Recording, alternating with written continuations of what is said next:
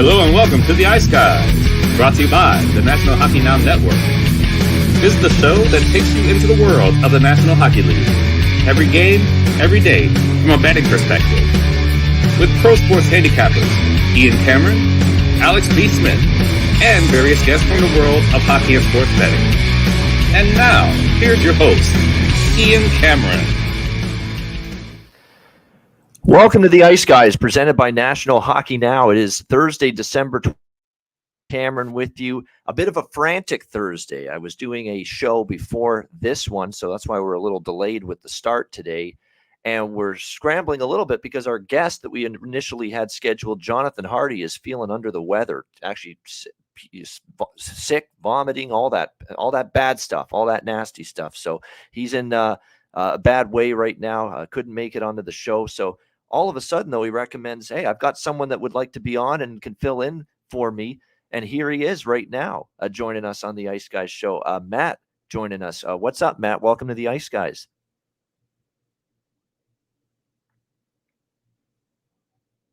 I don't know if he can hear us yet. Can you hear me, Matt? No, apparently not. You know what? Let me just see if we can get you back in here, because I think he, yeah, there we go. Yeah, we'll see if we can get Matt back with us. But yeah, it's crazy. Just finished a podcast. Our guest's sick. Lots of things are going on, but apparently he can't hear me. Okay, but nevertheless, I think the mic's going. Yeah, definitely. So we'll see now. All right, Matt, can you hear me now? Have you got your speaker on?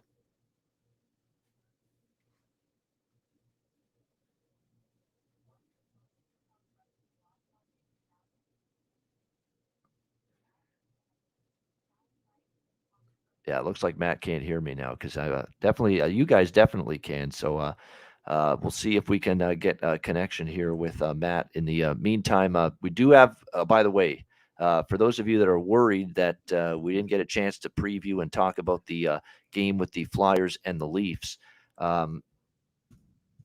I didn't have a bet on that game, honestly, before it started for this early Leaf Flyers game here today. Too much going on in terms of, the Leafs coming off the big win against Tampa Bay, Philadelphia, a team that obviously the Leafs are better than, but you always worry when you're coming off the kind of win the Leafs did against the Lightning. Would they be able to show that resolve, show that focus here, coming off the loss, or coming off the win against Tampa Bay? The one thing about Philadelphia is they do work hard. They've got issues. We've talked about this with this hockey team throughout the season, is that they oftentimes have tough time scoring, but not always a team that is able to turn that hard work and that work ethic into results and scoring goals and winning games, and that's the issue. But early on, they do have a 1-0 lead over Toronto in the first period of this game. So, like I said, you didn't really miss anything here in terms of this game, in terms of my opinion on it. I didn't have a bet on it pregame, and definitely not. Maybe I'll get involved live at some point, but yeah, I didn't have anything pregame here on this one with the Flyers and the Leafs. But I certainly wouldn't be looking to lay minus 315 or minus 320 here with Toronto in this game. Briefly about last night, it was another very good night on the betting board for me in the NHL. We went 9-4 last night on the Wednesday slate. It was a very good overall result. We swept the board with the games involving the Nashville Predators. The three bets there came through: first period puck line, Nashville in regulation, Nashville team total over. We got the Lightning team total over and the full game over against Detroit. And that's the advantage you have sometimes of taking the team total instead of the money line. It's a situation where, you've got the team losing the game. Tampa Bay, they lost 5-4, but if you took the team total, you ended up still winning. And obviously the full game went over. So that can sometimes be the advantage of taking a team on with their team total as opposed to the money line. They could lose the game and you still cash the team total, and that's exactly what we saw with Tampa Bay last night against the Detroit Red Wings. So that was a good result. We split the Montreal bets, first period, full game. They lost in overtime against Colorado. Edmonton, the best bet, plus 130 underdog against the Dallas Stars. They ended up with a 4-3 win in overtime yesterday in that game. So definitely a good situation there. Great effort by Edmonton as well, getting the victory over the Dallas Stars yesterday. And good performance overall by Stuart Skinner and net. I thought everybody stepped. McDavid, Draisaitl, they all had great games for the Oilers last night, taking on.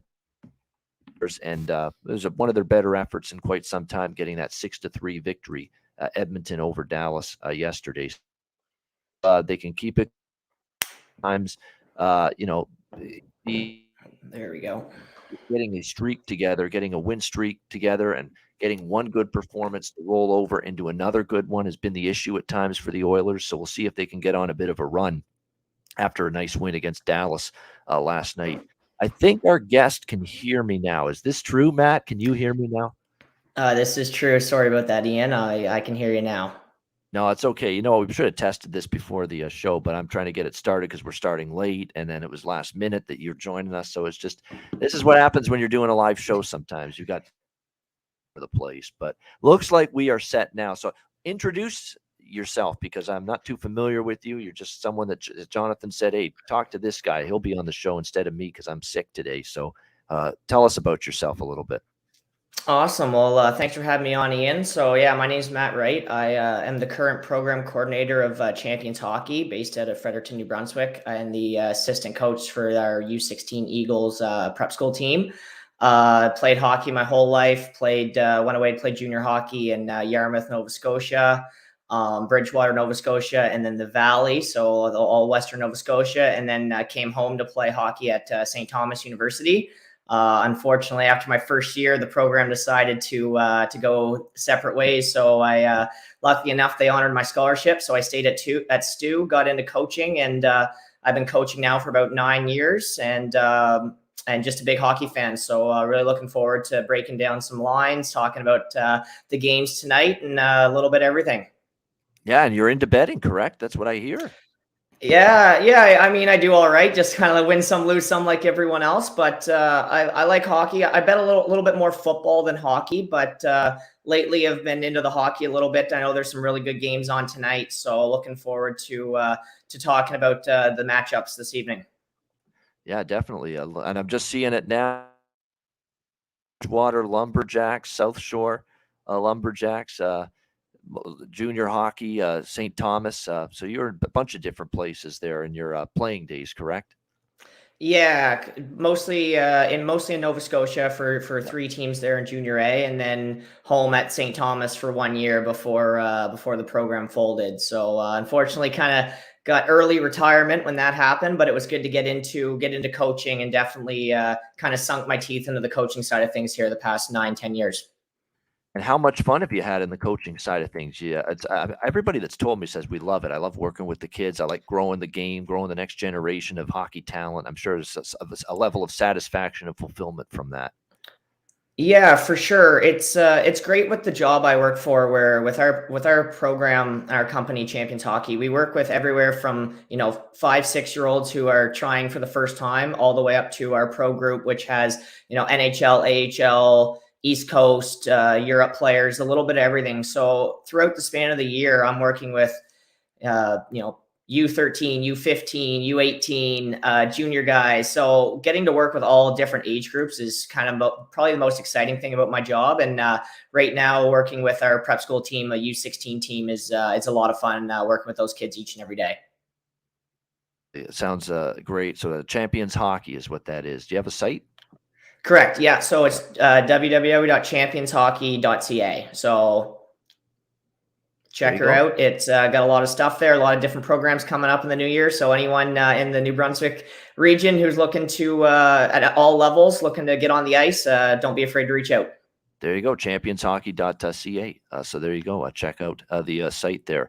Matt, let's get your thoughts on NHL just before we get into tonight's game specifically. Just overall thoughts on the league, teams and players that piqued your interest, that have stuck out to you, just observations, teams that are surprising you, disappointing you, whatever you want to talk about. Some NHL observations from Matt so far this season.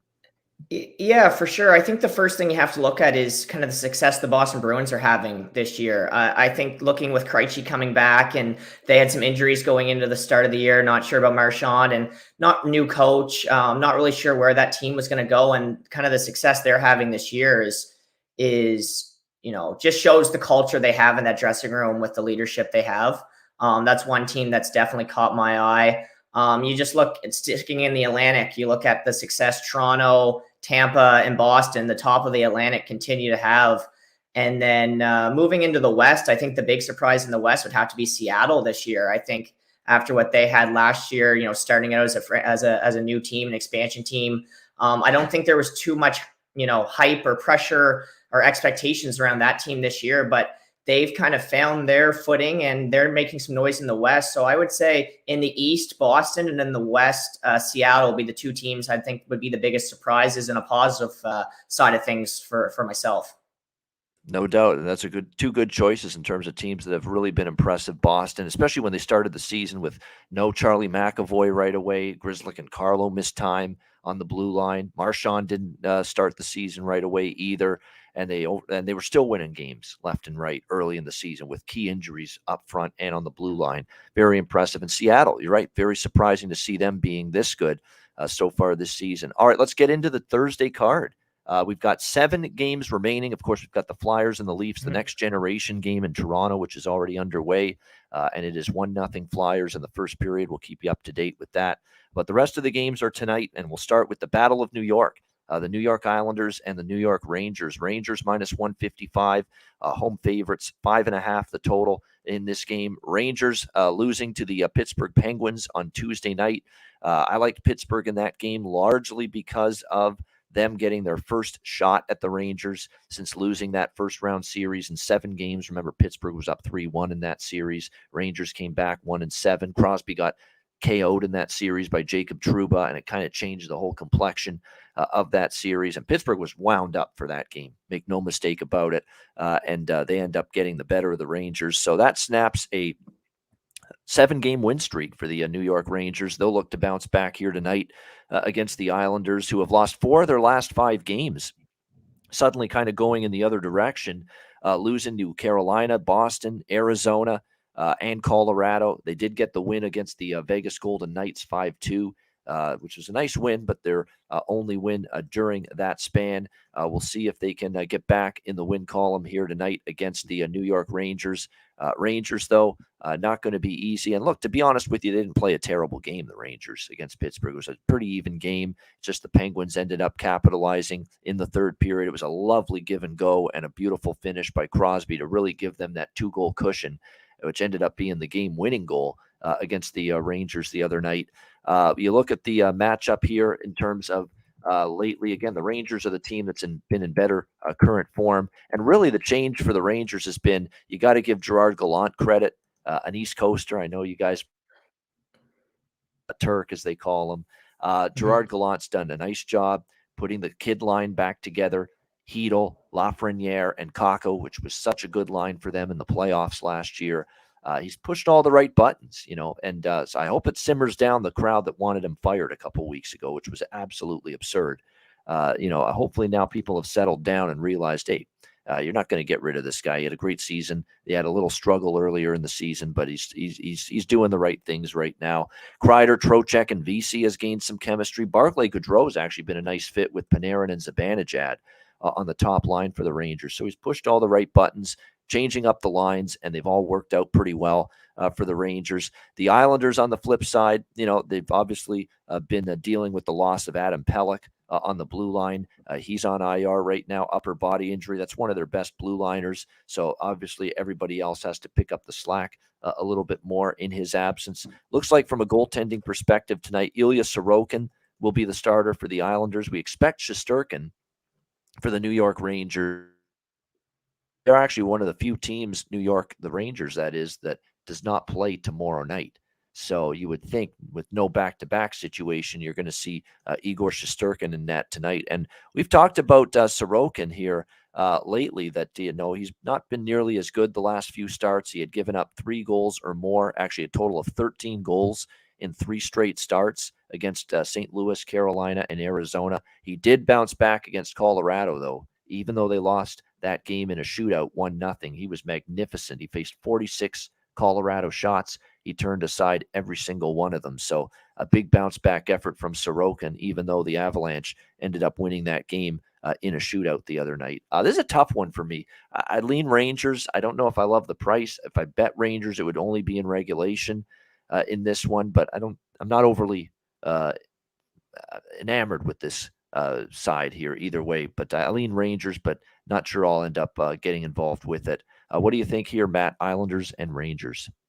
Yeah, this is a tough one. Actually, for me, I'm actually a Rangers fan myself, so this one's kind of near and dear to my heart, this game. You got to love this matchup just before Christmas. Rangers-Islanders, you don't get much better than that.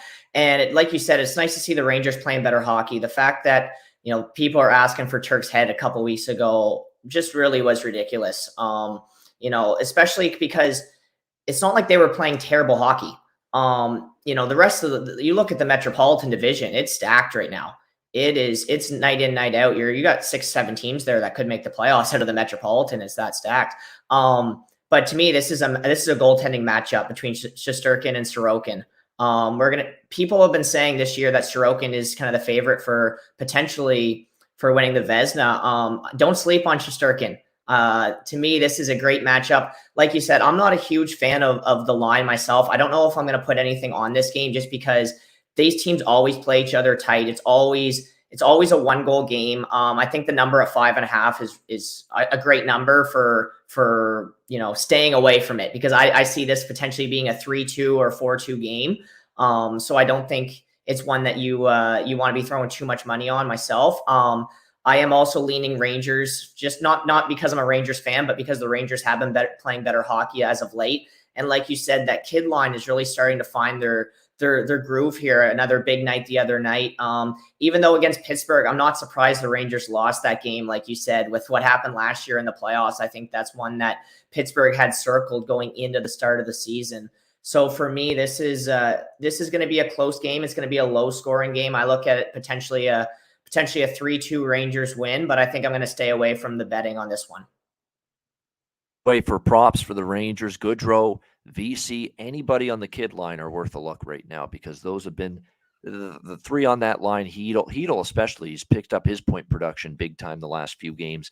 Can't go wrong with Lafreniere or Kakko. And certainly, like I say, Barclay Goodrow moving up to the top line. He's undervalued in the prop market. You've got Jimmy Vesey, who had a couple games in a row where he scored in back-to-back games just recently against Toronto and Philadelphia. He's been more prevalent offensively, so there's some options here from a goal prop perspective here for the Rangers. That being said, the total, by the way, 6-1-1 to the under in the last 8 meetings between these two teams. It's been under heavy. They had 1 over, 1 under earlier this year in the 2 earlier season meetings this year. The Islanders actually won both of them. 3-0 at home, and then a 4-3 win at Madison Square Garden against the Rangers. So the Islanders are 2-0 head-to-head against the Rangers this season. But I think the Rangers kind of want to get them back, and I think the Rangers are playing better hockey now than they were back when they played the Islanders in those 2 games earlier this season. And those were in late October, early November. It's when the Rangers were starting to go into their little swoon. So I do lean Rangers in regulation, but I don't know if I'll get involved in it. Next up here, we've got Washington and Ottawa.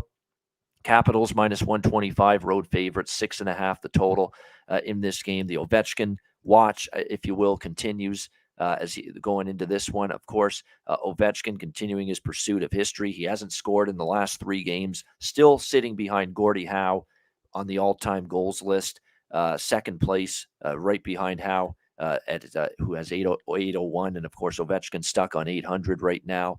But still, Capitals are playing good hockey. They've won 7 of their last 8 games, 4-3 win against Detroit in their last game. They catch an Ottawa Senators team coming back off the road, a 3-game trip through Detroit, Minnesota, and Winnipeg. They go 1-2 in those games. They lose the last 2 against the Wild and the Jets. I definitely lean Washington here. I'm not looking to step in front of the Capitals, and I'm anti-Washington, Matt. I was not a fan of this team early in the season. I said I'm going to look to bet against them quite a bit, and I did, and it worked out well because they didn't play well early in the season. But they're playing better hockey right now, the Washington Capitals. It does concern me that TJ Oshie's out again. He's going to miss at least this game, if not the Friday game as well against Winnipeg. So Oshie going to be missing both of those games due to injuries for Washington. And there's been a long-running theme that we have pointed out on this show, Matt, where without TJ Oshie, they are a much worse team. Their win-loss record with and without TJ Oshie is a lot different, Washington. That being said, they had one game without him against Detroit, and they rallied from an early deficit to win that game. They still have, of course, Backstrom out. Fehervari still out on the blue line. Tom Wilson is closing in on a return. Cleared for contact, was in a normal jersey on Wednesday, but they still want to get clearance from the doctors for him before he makes that season debut. But Tom Wilson is definitely close to coming back. It's just a question of when, not if, he returns to the lineup. I think the key for the unfortunate part for the Capitals is this is someone that's been a really good prop bet lately. Nick Dowd, Tricky Nicky Dowd, we call him, down the lineup. He's in the bottom six forward group. He has suddenly been an offensive dynamo for the Capitals. 3 goals, 5 points in the last 4 games for the Washington Capitals. But unfortunately, he's been downgraded to questionable for the game tonight for the Capitals, as he's got a non-COVID illness. So he didn't practice yesterday. So keep an eye on his status. And you would usually think, hey, Nick Dowd, you can live without him, but he's actually been a bit of an offensive spark plug the last few games for the Washington Capitals. So they would miss him. I'd still look to Washington, if anything, in this game. You look at series history. Ottawa's actually won each of the last 2, but long-term, it's still 8-2 for Washington head-to-head against the Ottawa Senators. You look at Washington, too. I don't want to say they've opened things up, but they kind of have the last few games. They're trending over the total. They're trying to get more offense in their game. I think part of it is the mental side of it, where we want to get Ovechkin to 801, 802 and beyond so much. We're opening things up.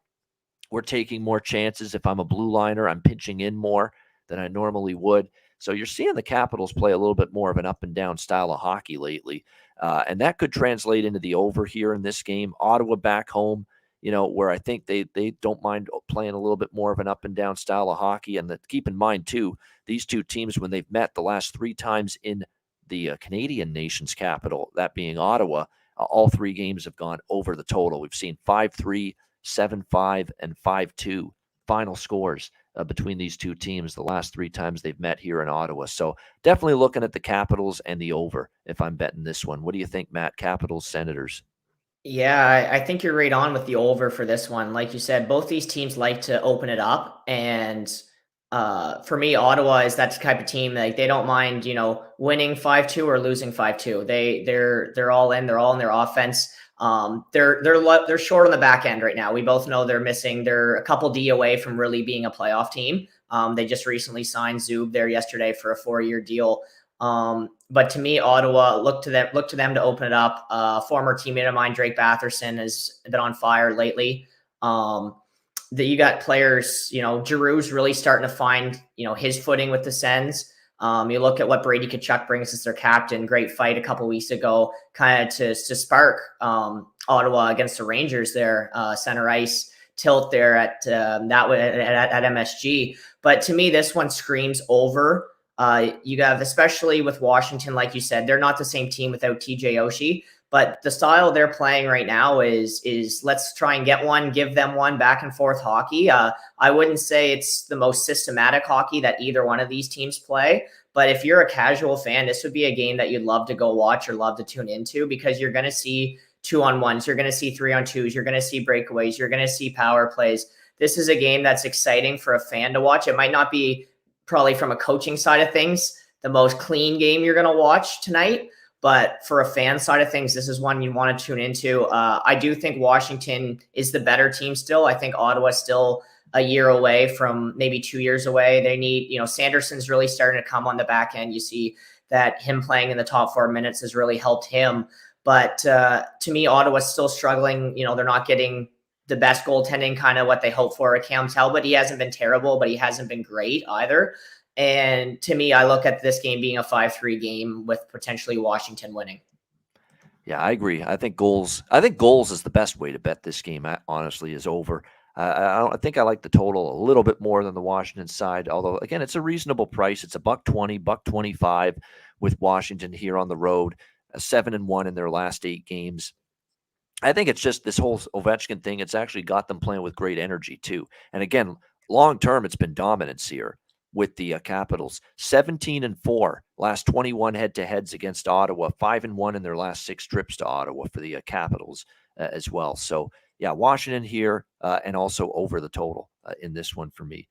Prop wise, look, Ovechkin over 1.5 points and to score a goal after a rare back-to-back games without a goal is not a bad thought. Connor Sheary remains undervalued on the top line with Strome and Ovi. Milano on the second line. Mantha started to get a little offense going. I think for Ottawa, Stützle's still out, it looks like, tonight for them, but Kachuk's been picking it up. DeBrincat started to get going. Actually, DeBrincat, Pinto, and Batherson, on the second line have been very good lately for the Ottawa Senators. Actually, Batherson's on a friggin' roll right now at this point in time. You look at his last 6 games, and he has 5 goals and last 6 games for Drake Batherson. So, if you're going to involve yourself with props on the Ottawa side, Batherson's got to be at the top of your list. DeBrincat's got to be a consideration.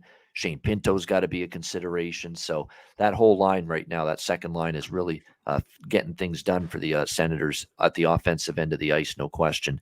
Winnipeg Jets and Boston Bruins now. We've got Boston minus 240, home favorites. The total 6 here pretty much across the board in this game. Boston, another big price. I mean, that's where we're at with Boston. I mean, they're 25-4-2. They've yet to lose in regulation on home ice. 17 wins and 2 overtime shootout losses at home. That's it. And they're coming off a destruction over the Florida Panthers, 7-3 in their last game. But this is a huge price for them to be laying against a more than capable Winnipeg team. I mean, Winnipeg has had a very good season. Winnipeg's 21-11. Winnipeg's 9-6 on the road. This is a capable hockey team. And here's the Boston Bruins laying minus 240 against them as if they're playing chopped liver, as if they're playing one of the mediocre to below average teams in the National Hockey League. Based on price point here, I certainly lean a little to the Jets. I mean, it's just a huge number to be putting out there. Connor Hellebuck has been terrific this season. He's confirmed as the starting goaltender tonight for the Winnipeg Jets in this game.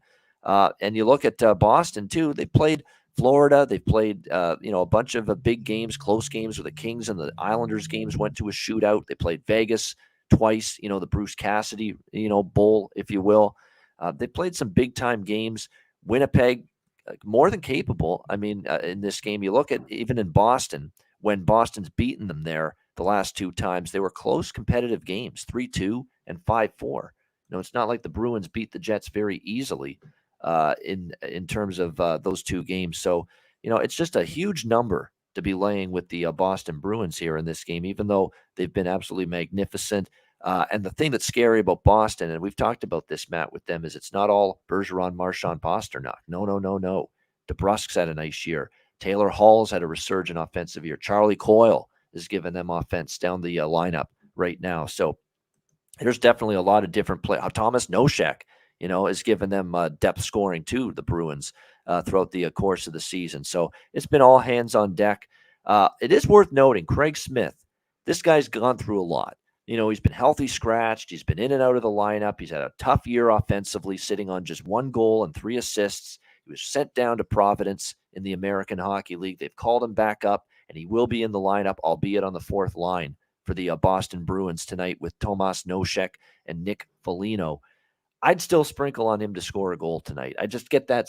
I love these situations. I know Jimmy Murphy, who's a colleague of ours on this show and Boston Bruins beat writer and reporter for a long time, is a proponent of backing the players that are back in the lineup after being demoted or healthy scratched. And there's always a situation where they come back into the lineup, they play with purpose, and they want to show the coaching staff that, hey, you made the right decision giving me a chance. I'm still a good player. I've been in this league for a long time. I can still produce offensively. So you watch, even if he is on the 4th line, you watch Craig Smith go out there and probably have a pretty solid game tonight back in the lineup on the 4th line for the Bruins. And you can get him at plus 525 to score a goal at some books here in this game tonight. So I think I'll sprinkle a few bucks on that. But as far as the money line goes, I have to lean Winnipeg. I think I'll put a small flyer bet on the Jets here. No pun intended. With Winnipeg here at plus 200. I honestly did not plan that, to say it that way. What do you think here, Matt? Jets and Bruins. Yeah, I think it's kind of hard not to put a little bit on Winnipeg with that number. I mean, like you said, Winnipeg's a good hockey team, and especially knowing Connor Hellebuck's in nets tonight. But I think that just shows how good Boston's been at home this year, that they're getting that, low of odds at home. Like, to me though, I feel like anyone who, likes to sprinkle a little bit on a road dog, this is a game that you're looking at, knowing that, okay, I'm going to put a little bit on this on Winnipeg, because like we said, Winnipeg's a good hockey team, and you have to tip your cap to Rick Bowness and the job he's done this year, because they haven't really made any significant changes to their lineup. To me, this is just, you got to tip your hat to coaching and the kind of the philosophy he's, we didn't know what was going to happen with Wheeler, stripping the C off Wheeler in the offseason, and how that was going to, change the room. But it seems that everyone's pulling the rope in the right direction, and everything you hear out of that locker room is how they love playing for Rick Bowness, and how the culture's changed, and how they're just really enjoying playing hockey, where sometimes I think it gets overlooked that, for a lot of these guys, yes, it's a living, it's a job, and some guys just don't go to the rink and have a lot of fun. But you can tell that right now the Jets are having fun playing hockey. And this, to me, could be a game of the night matchup.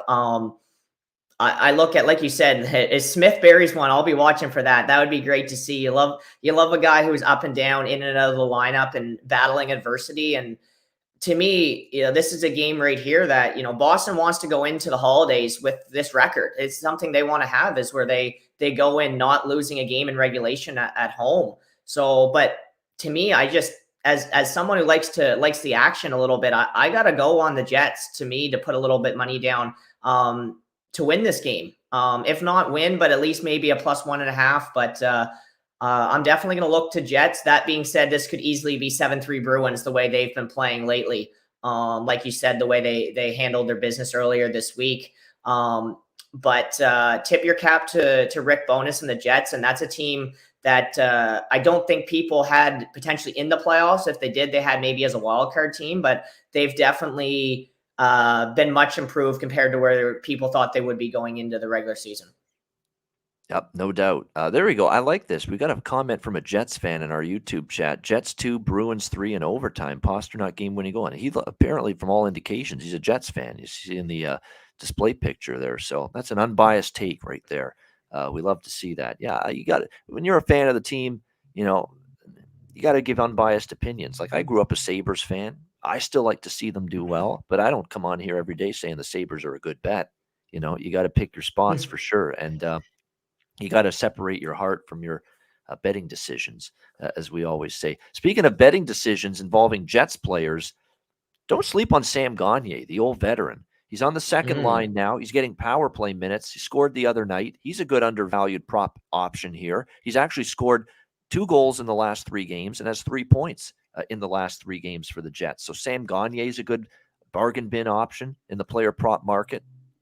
Who else? Perfetti's up on the top line. He's on the number 1 power play unit as well. And this guy, Kevin Stenlund, who's actually playing on the 4th line. He scored the other night for the Jets. He's on the 4th line, but he's also on the 2nd power play unit. So even with a guy like that, you could get an incredible price for him to score a goal. I mean, you're talking, plus 400, 500 in some spots. So there's a couple deep shots here that are worth taking on the Jets. Gagner, worth a look.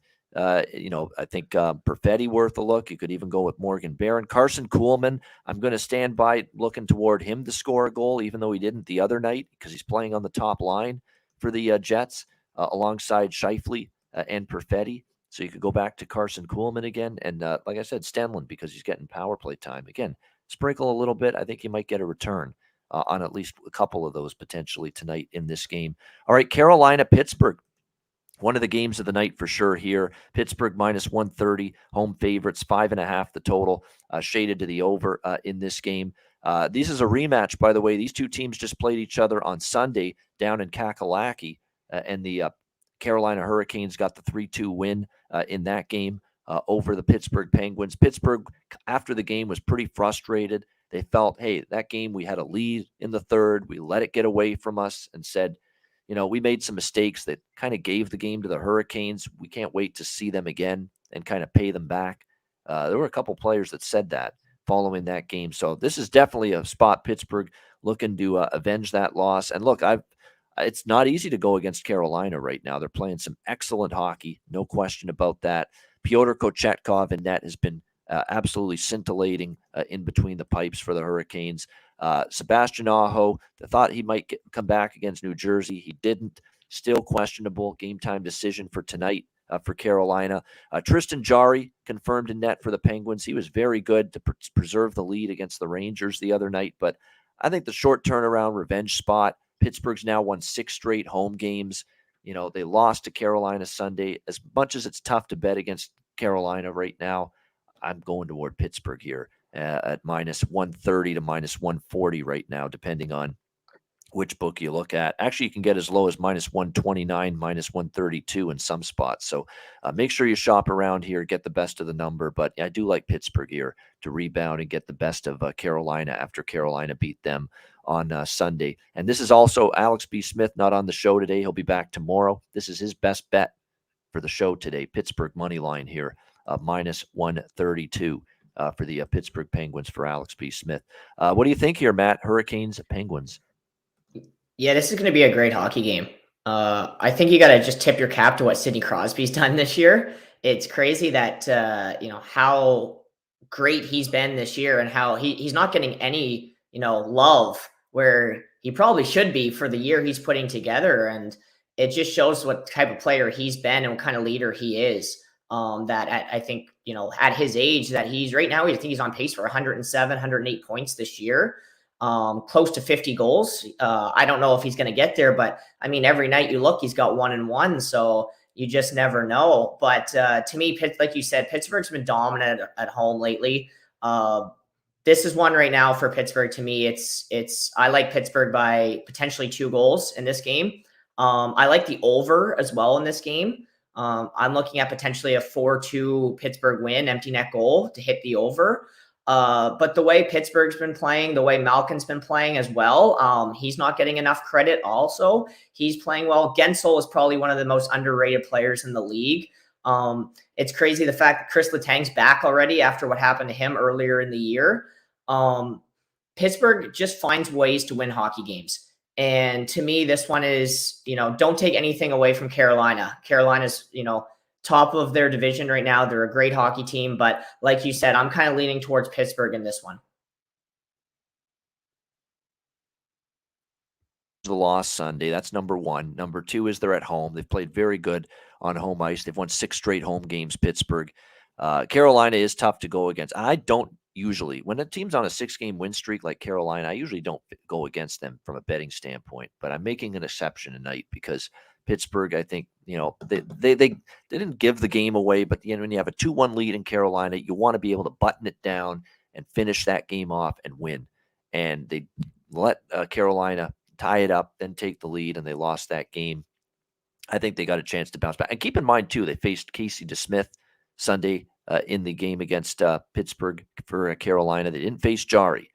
Jarry did not play that day, so they'll face Jarry here this time around for the Carolina Hurricanes. So a little tougher assignment, in my opinion. As far as the props go, Ricard Raquel continues to be terrific. They got Jason Zucker back before his injury. He was finding the back of the net. He was producing offensively. It goes without saying, Crosby seems like every night he's doing something for the Penguins and chipping in, and he's been magnificent really since the early part of November. The goal streak and point streaks he's been on has been absolutely magnificent. So definitely liking a few Penguin props tonight for Carolina. I'd target Natchez. I'd target Stefan Nason. Stefan Nason continues to be dramatically undervalued for the Canes. He's feeling it right now. He's got 3 goals, 4 points in the last 4 games for this Carolina Hurricanes team. And you look at the prices with him that you can get just to score a goal, plus 370, to get a power play point, plus 315, plus 325. And it's worth a look because if you actually look at the numbers here, he's gotten a lot of power play points this year for the Hurricanes. A lot of his points have come on the power play. So very undervalued player Stefan Nason right now for the Carolina Hurricanes as he continues to get more opportunity because Rod Brindamore sees how well he's playing offensively for him right now. The total could go either way in this one. Definitely, and I wish Matt luck with the under. Carolina's gone 5-1 to the under their last 6 games. Pittsburgh's 4-0-1 to the under their last 5 games. But you are talking about a 5.5 here with this total, so a little bit lower total to deal with, which is always better if you're going to look toward the over. All right, before we continue along, Matt and I, with the rest of the NHL card, we're going to pause to hear from one of our sponsors and talk about our good friends from Gramco. All right, whether you or your team's game is on the field, screen, racetrack, or the ice, Gramco is for the game. Grown by farmers who spent years developing premium hemp genetics, Gramco provides customers with consistent quality Delta 8 products ready for any occasion. Gramco currently offers numerous Delta 8 products such as vape cartridges, disposable vapes, pre-rolls, gummies, wake and bake coffee, and more. Gramco offers an enjoyable legal high delivered discreetly and directly to you, and is also available at many American retailers as well. Get the best Delta 8 cannabis products on the market shipped quickly and discreetly from Gramco. If you visit www.thegramco.com, use promo code ICEGUYS, you get 25% off of any order, and all orders on the site that are $50 and higher are shipped free with standard shipping. So live elevated with Gramco and check out their wonderful Delta 8 products today.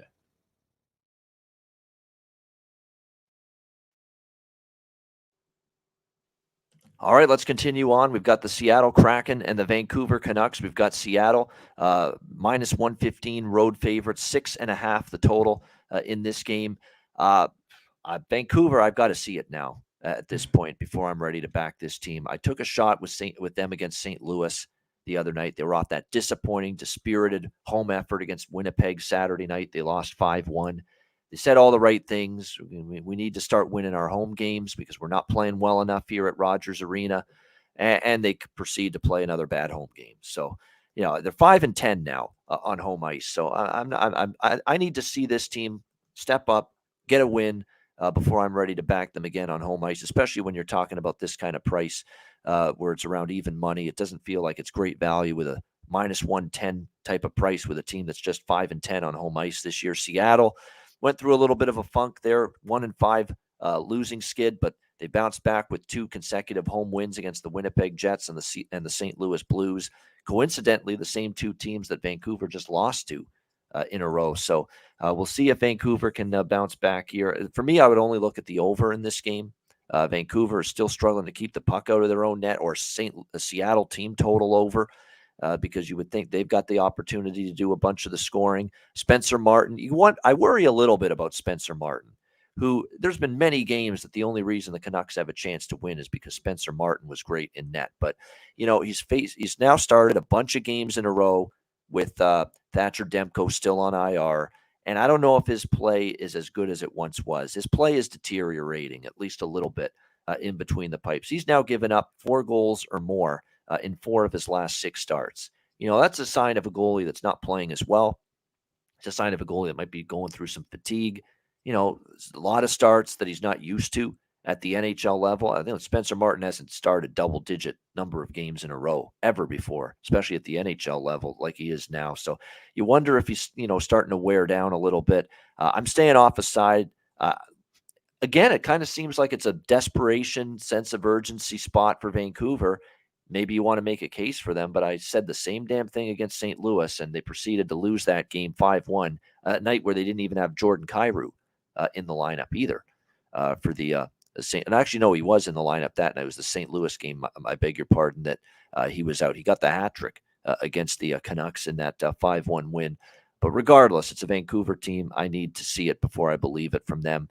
I would lean Seattle. I probably will play the over here, 6.5. What do you think here, Matt? Kraken and Canucks.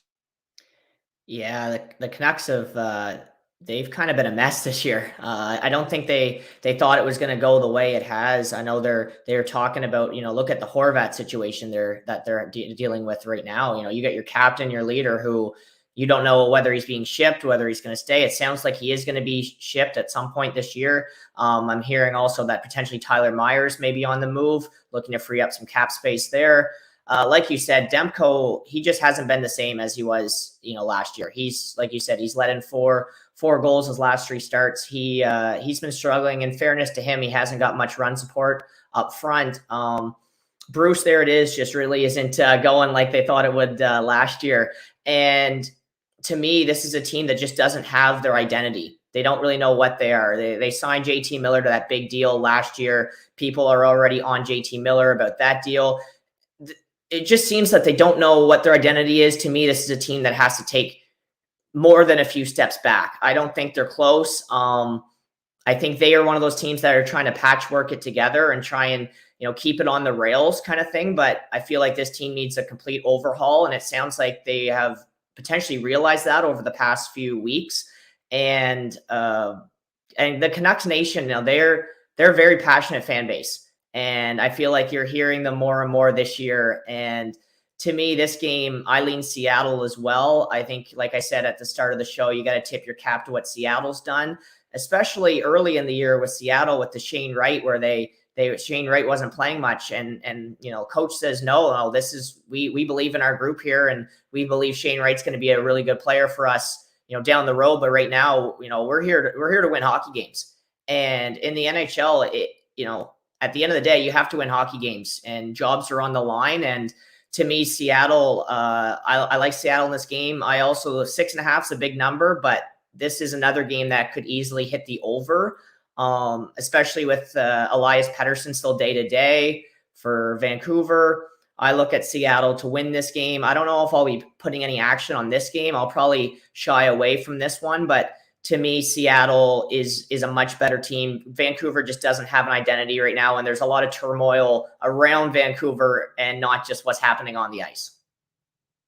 I agree with that. Yep, I definitely think we lean Seattle. I think I like the over a little bit more because I think we'll get some offense out of the Canucks here in this game. It's not like Martin Jones and Philip Grubauer have been shutting the door in net the last few games for Seattle. So I like the over, and you're right. I'm not back in Vancouver till I see something, especially on home ice. I'm not back in Vancouver again on home ice till I see them put a good performance on the board. Simple as that. And Elias Pettersson is a game-time decision tonight, and they do miss him if he doesn't play. He's missed the last 2 games against Winnipeg and St. Louis. He had 7 points in 5 games before his injury. So we'll see if they get Pettersson back. Obviously, he is missed in that Canucks lineup.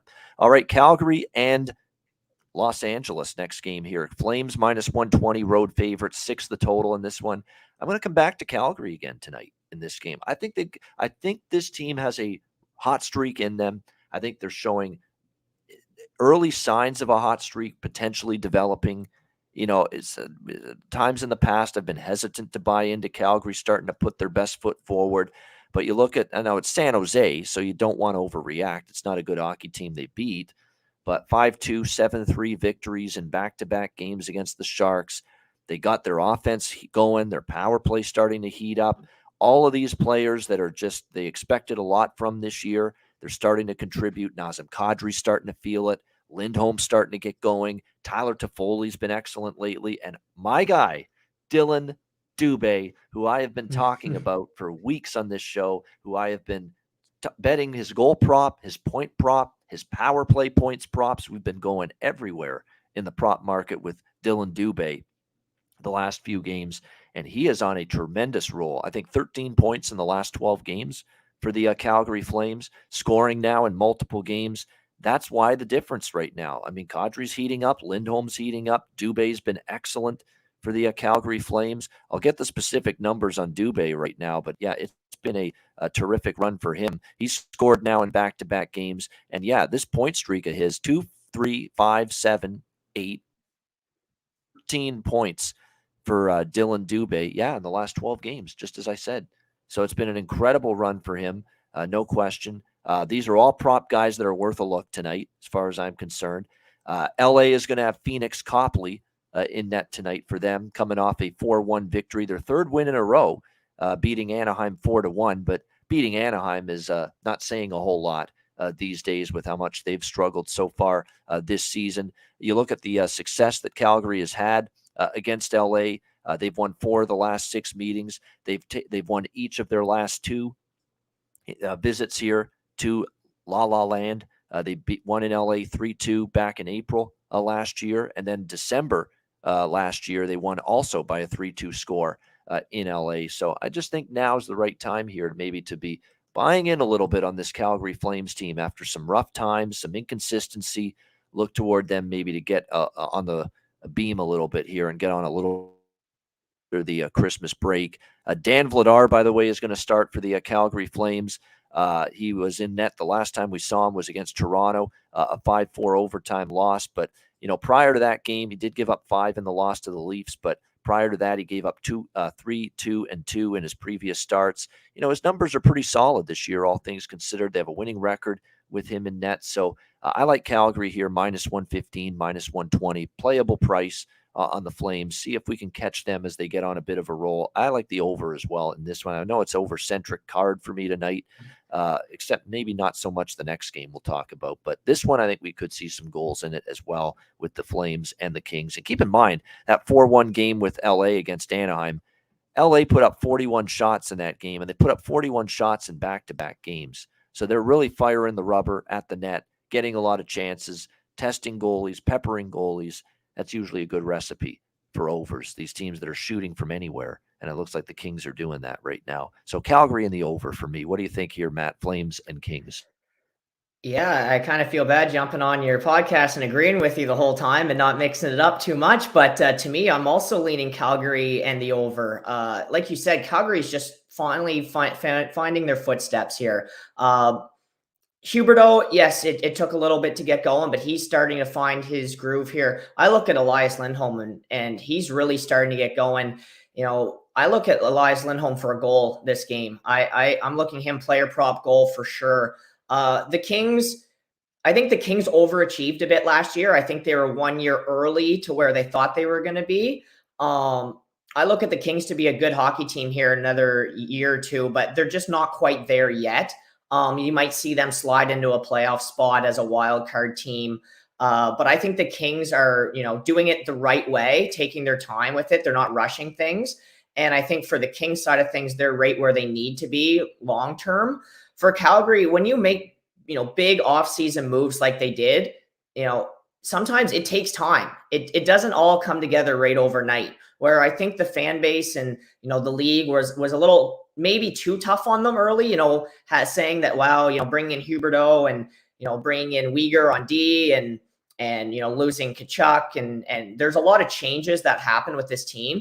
And like I said, sometimes it doesn't come together overnight. Sometimes it takes 30, 40 games to really find your groove as a team, find your identity, get used to playing in a new league, playing in a new environment where, there's a big difference between playing in Florida to playing in Calgary. It's two different markets. It's, Western Conference, Eastern Conference. You're playing different schedules. To me, this is a team that's starting to find their groove. Especially you look at Nazem Kadri. He's healthy. He's playing good hockey. I look at Calgary to really, shine over the next 2-3 months and, really chase down potentially a top seed in the Western Conference. And I think we've seen that over the last couple of weeks that they're really finding their footing. You look at Markstrom, he still hasn't had where, I'd say his best year. He's probably pretty, he's working a lot with the goalie coach is something they always say when they give the starter a little time off, give him time with the goalie coach. But to me, you're going to see Markstrom a lot more in the second half of the year. And sometimes when your number one goalie isn't playing all the time, it's not the worst thing in the world. So I look at Calgary to win this game, and I look at Calgary to go on a little run here in the new year. I agree with everything there. I think they're going to go on a run in the new year. It is kind of worrisome. I like Calgary tonight, but the one thing that I do worry about is Copley has played way above expectations. He's 5-1, as a starting goaltender here for the Kings. His numbers are really good. I don't know if it's going to continue, though, because this is a guy that's been bounced around from St. Louis, Washington, multiple organizations in the past. If he keeps this up, good on him. And I'll say salute. I'll admit I was wrong. He played great, and he'll lead the Kings to victory tonight. But I got to see more. It's a very small sample size. And like I said, it's still someone that's been, up and down, NHL to the minor leagues and been with multiple organizations now. I would still like to see more of what Phoenix Copley can provide moving forward before I'm ready to say, okay, he's the real deal now. He's suddenly number one goaltending material at this point in time. So I'm going to need to see more. And Calgary right now is heating up offensively, so I think it's going to be a good challenge tonight. No question for Phoenix Copley and net, and the Kings, who again have had some issues defensively for a large part of the last month. If you look at their defensive numbers, they haven't been great. All right. So the props I mentioned on Calgary earlier that I like, Dubé leading the way. Lindholm's probably a good prop. Lindholm has been rolling right now for the Flames. What's he got? 8 points in the last 3 games. That's pretty damn good for Elias Lindholm there. 8 points in the last 3 games. So definitely some good prop considerations. As far as LA goes, I'm just looking to see if anyone is moving up the lineup for them tonight. Those are always bet on prop situations oftentimes for me. I don't think that's going to necessarily be the case as much for them tonight, but certainly, we consider Fiala, who again has been a little bit better lately for the LA Kings. Adrian Kempe, Iafallo starting to get going, and Iafallo might be a little undervalued right now. He's with Danault and Trevor Moore on the second line right now for the LA Kings. So those are a couple options on the LA side I'd consider in this game as well. All right, our final game of this Thursday NHL card, Minnesota Wild taking on the San Jose Sharks. We've got Minnesota minus 170 road favorites in this game, the total 6 pretty much across the board. I mean, the only hesitation I would have backing Minnesota tonight would be the fact that they're on a back-to-back situation here. Other than that, though, will that be enough? That remains to be seen to scare me off taking them tonight after they got the 4-1 win in Anaheim last night. Perhaps, but I'm still probably going to sprinkle a little small bet. Nothing significant because, again, there is a rest advantage in play here for San Jose, but that's really the only advantage they have. They've lost 3 in a row. The defense has really struggled. I mean, you look at the way they defended against Calgary a couple nights ago. That start to the game was horrendous. It looked like a team that was just totally ill-prepared to start a hockey game. They gave up 2 goals in the blink of an eye in the first minute of that game. It was absolutely brutal, and they never rebounded from that, and they end up losing to Calgary 7-3. Neither goalie for the San Jose Sharks right now is inspiring a ton of confidence. Reimer or Kaapo Kähkönen, both of those guys have struggled for the San Jose Sharks. If it's Kähkönen tonight, and there is no goalie confirmation, but I would think they'll give Kähkönen the look against his former team, the Minnesota Wild, but he still hasn't been great, and I know he'll be fired up to play Minnesota if he starts, but he's still not a goalie that's in good form right now for the San Jose Sharks. Meanwhile, on the back-to-back, as expected, Philip Gustafsson is going to get the start tonight after Marc-Andre Fleury got the nod last night, and Philip Gustafsson's been very good. I mean, 7-4-1, 2.3 goals against average, .922 save percentage in 12 games this year. He is 6-0. In his last 6 starts in net for the Wild. He's given up just 9 goals over those 6 starts as well. So he's rolling. He has got incredible confidence going right now. It is obviously, like I said, Minnesota back-to-back on the road. The spot's not great. But I don't know if I've seen enough in San Jose to buy into them being capable of pulling the upset here tonight. And Tomas Hertl remains out, of course, serving that suspension. He has missed, puts more pressure on Meyer, Couture, LeBanc, Barabanov, players like that to step up. Although I do say Barabanov continues to be undervalued a little bit in the prop market, and he did score one of the goals against Calgary on Tuesday night. He might be the one player worth a look from a prop standpoint for San Jose. But really, I'm just looking at Minnesota in regulation here, although I'm going to keep it to a smaller stake in this game. Just because they're on a back-to-back, but I do think they can still get the victory here in 60 minutes. Just not a whole lot of confidence right now in San Jose at the moment. And this Minnesota team, as we've talked about during this 6-game win streak they're on, they're playing some excellent defensive hockey. They're not giving up a lot. They're not giving up tons of shots. They're not giving up a great amount of quality, high-danger scoring chances. And they have now held teams in the last 6 games during this win streak to a grand total of 6 goals in the last 6 games. Very impressive stuff from Minnesota defensively. So Minnesota in regulation for me in this one, albeit a little bit of a smaller bet. What do you think here, Matt, Minnesota and San Jose? Yeah, this is one for me that I feel like Minnesota just needs to go in there, handle business, get their 2 points, and enjoy Christmas break. Kirill Kaprizov, I still think he doesn't get enough credit for how good that guy is. Every night he is explosive. He's fun to watch. It's the first time in a while that people tune in to watch Minnesota games to watch a specific player. He's exciting to watch. He's all over the score sheet. He makes he makes his line mates better. Zuccarello, he just continues to get better. Zuccarello with the Rangers, 8-9 years ago was something, and Zuccarello is a better player now than he was with the Rangers, and that's saying something. To me, Minnesota handles business tonight. They're off tomorrow. This is one, to me, you win this game, you have a nice little Christmas break. San Jose, they're rebuilding. They're just not there yet. And like you said, what San Jose did the other night against Calgary, giving up 2 goals in the first 30 seconds of a game is basically unacceptable, especially on home ice. To me, I look at Minnesota to win this hockey game pretty easily. I think this could be a 4-5-1 game. I just don't think San Jose has the firepower to keep up with Minnesota, especially the way, like you said, they've been playing offensively and even more importantly, defensively. They're not giving up goals. Like, last year they were winning games 6-4 or 7-4, where now they can win the 3-1 game, which I look at Minnesota to win this hockey game and pretty easily, to be honest with you.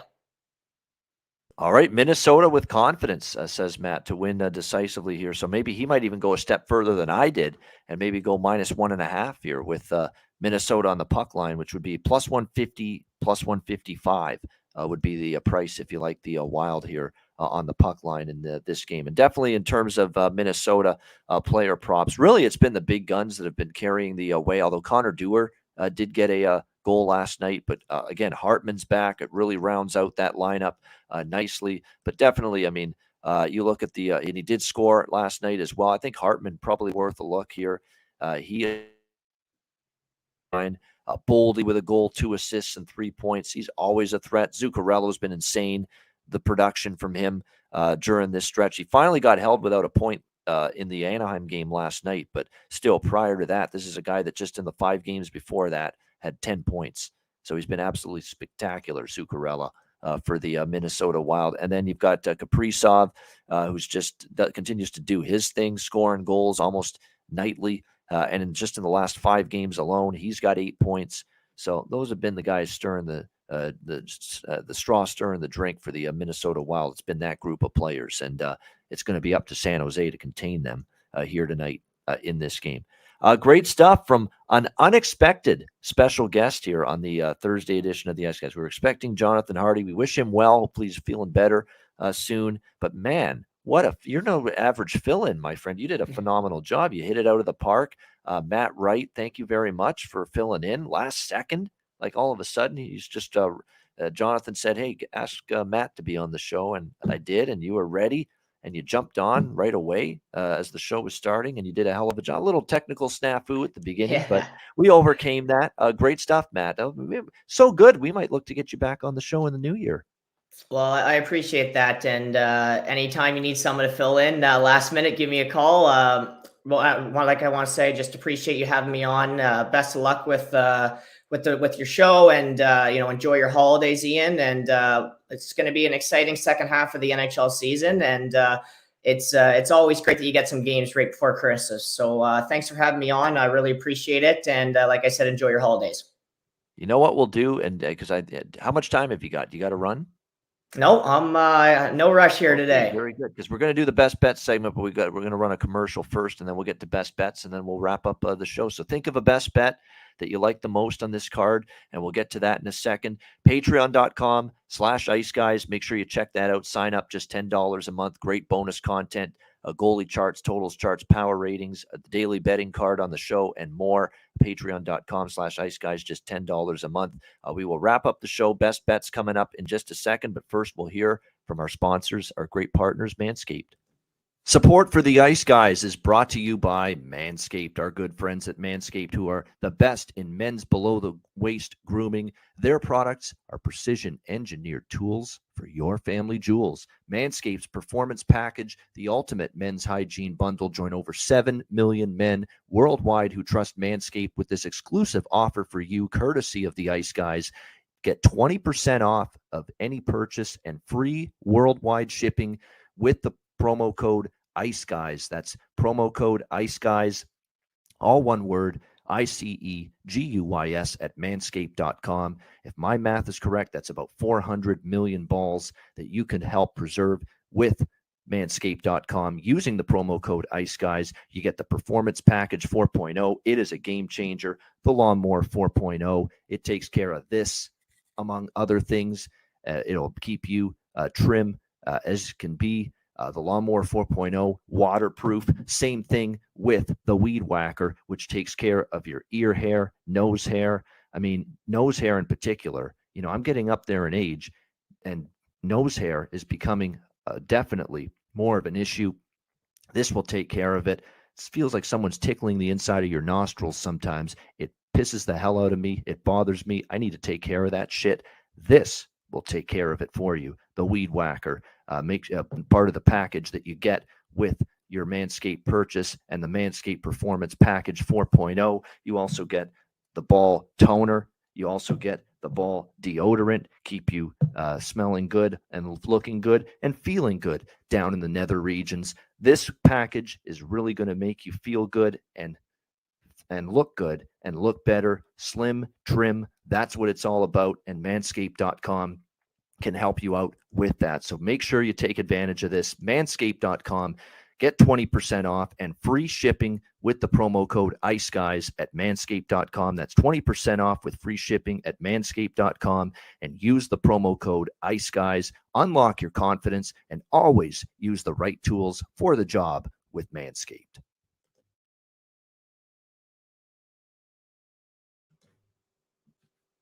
All right, it is time for Best Bets here for the Thursday edition of the Ice Guys Show. Matt, first-time special guest and a last-minute substitute, but did an incredible job on the show today. Matt, what have you got for Best Bet? To me, I'm looking at the over, Ottawa, Washington. This game screams over. Both teams open it up. Ovechkin looking for the goal to pass Gordy. To me, this one screams 6-2, 7-3. I like the over, Ottawa, Washington. All right, there it is. Washington, Ottawa, over 6.5 at around plus 100. Best bet for Matt here on this Thursday edition of the Ice Guys Show. My best bet for this card, I'm going to do the old, I should do the Jalen Waddle thing that he does after he scores a touchdown there, the old Penguin Waddle. But yeah, there we go. I'm just trying to do it right there. Pittsburgh. We're going with the Penguins tonight, minus 130 against the Carolina Hurricanes. I like Pittsburgh in this spot. A short turnaround revenge situation. They've won 6 straight at home. Carolina got the benefit of facing Casey DeSmith Sunday. They'll face Tristan Jarry tonight, who's been playing great. I understand probably we'll see Kochetkov for Carolina. It's not easy to fade him or this Hurricanes team. They're playing excellent. But I think Pittsburgh finds a way tonight, and we'll go with them for best bets. Been a heater this week for me with best bets on the show. Cashed with Edmonton last night. See if we can keep the good run going. Pittsburgh minus 130 against Carolina. That'll be my best bet here for this Thursday edition of the Ice Guys. And that'll wrap up this edition of the show. Thanks to everyone in the chat for joining us. Hit the like button on the way out. We've got Melissa Cunningham, one of our favorite viewers and listeners of the show, joining us tomorrow on the Friday edition. And Alex B. Smith will be back with me as well. And we will break down a massive Friday slate, the final NHL day of games before the Christmas break. So join us tomorrow for that, 2 p.m. Eastern time. And a reminder, the Ice Guys is live 7 days a week, Monday to Friday, 2 p.m. Eastern, Saturday and Sunday, noon Eastern. If you can't watch the show live, download the Ice Guys podcast in audio form on all major podcast platforms, Google Podcasts, Apple Podcasts, Spotify, Stitcher, iHeartRadio, Amazon Music, and more. Download the Ice Guys podcast when you can't watch the show live. For our special late guest, Matt Wright, joining us here on the show today. I'm Ian Cameron. Have a great Thursday. Enjoy the games and good luck. We'll talk to you again tomorrow on Friday for another edition of the Ice Guys presented by National Hockey Now.